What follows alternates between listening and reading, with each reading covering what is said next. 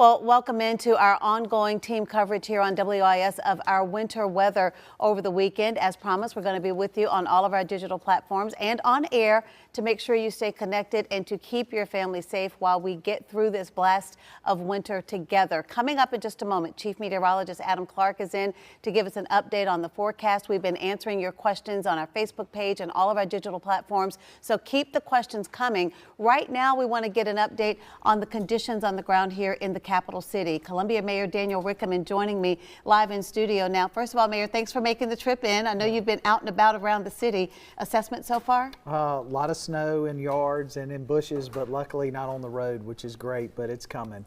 We see it picking up. I've seen a lot in the last hour and a half out on the roads conditions. We're encouraging people to stay home if they can. Grocery stores are about out of food, y'all, so they were packed earlier today as we went by, but hoping people will stay home tonight. Weather's going to get a lot cooler, as we know, a lot more coming down. Hopefully we won't see as much on the road, but we're ready.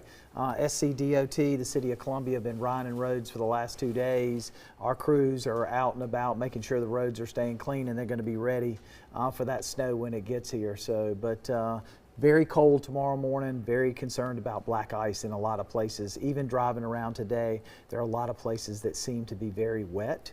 And that's what we're worried about, those spots that you don't think about when you're coming around a corner or coming down a hill. Well, you don't know about them until you hit them, and by that time it's too late. And that's exactly what I wanted to ask you about, because obviously we always emphasize staying off the roads if you don't have to be on the roads. But there are a lot of people who are essential workers who, you know, for whatever reason, they are required to be at work. And so for those people, what are the crews doing from CPD to Columbia Fire just to make sure that everybody's as safe as possible? And obviously we want people to give themselves plenty of time to get where they're going. First of all, take your time. Don't hurry. Secondly, our teams are out there from public works to fire to police, all across the city, monitoring and trying to stake out areas that they think may be dangerous or could be. Obviously, our crews are brining the roads like we talked about. There are even sand trucks ready to go if necessary. We have plows, believe it or not. We haven't had to use them in a long time, but we have them ready to go if necessary. But just take your time. No hurries. There's no reason for anybody to hurry right now. And I know you were tracking the fire that was over in Forest Acres this morning, because Columbia Fire had to respond to that. They had to put out a second alarm.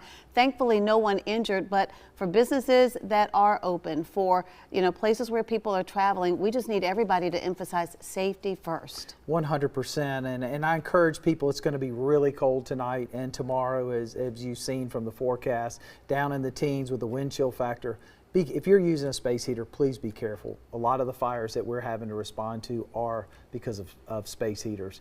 Be very smart of what you're doing and think about it, because that is the quickest way to create a spark, and it becomes an explosion. And that's what happened today at this store. They were trying to keep some extra heat going on in their store.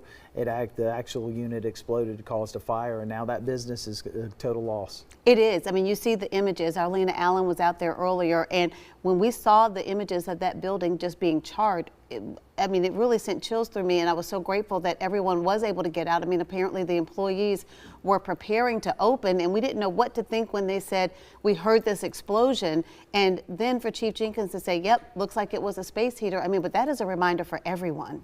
It is. And look, everybody wants to stay warm, but just take an extra blanket, wear an extra sweater. Do what you do. If you're using a space heater, please be careful and monitor it, and do not leave it on while you're asleep or out of the house or doing anything. You just don't know. You don't know it all. Listen, we don't have these days very often in the city of Columbia. We dealt with some of the ice last week, and I think some people kind of downplayed it because they said, oh, the roads seem fine and all of that, until you were out on the roads, or if you were on some of those secondary roads. What are your biggest concerns as we move into these overnight hours, into the very cold temperatures tomorrow morning? I think ice is our biggest worry, and roadways, and even slip and falls. I mean, you got to be careful going out your back door. That's where we first saw ice last weekend, as our back doors were completely frozen. To get out the door, we actually had to use another door because it almost fell.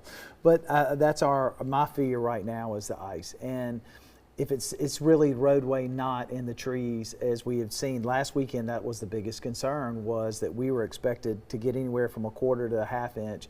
we get to a ½ inch, we start losing trees.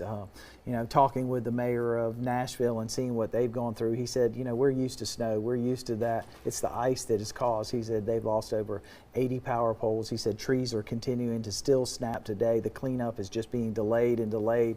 The ice is what we were worried about. We don't feel strongly about that this weekend other than on the roads because of those temperature dives. So let's just be careful in the morning. Unless you have to be out, don't be out. And on behalf of all the kids in Columbia who were looking forward to going down that hill at Finley Park, they want to know why the park is closed all weekend. You know, that's another safety measure and not being able to control it, but we got to figure that out for the future. I had a couple parents email me this morning. It was like, is there any way that we can pay for somebody to be out there so the kids can go down the grassy hill at Finley on their cardboard? And I was like, well, I don't know that we can do that yet, but maybe next time. All right. Well, we'll put that on the radar. We appreciate you taking it under consideration. And thank you for making the time to stop by. We just really want to be out in front of this to help everybody think safety first, not take any unnecessary chances. I mean, and to just make sure that we get through this like we always do by helping each other out. Well, this is a great day to make some chili or some soup,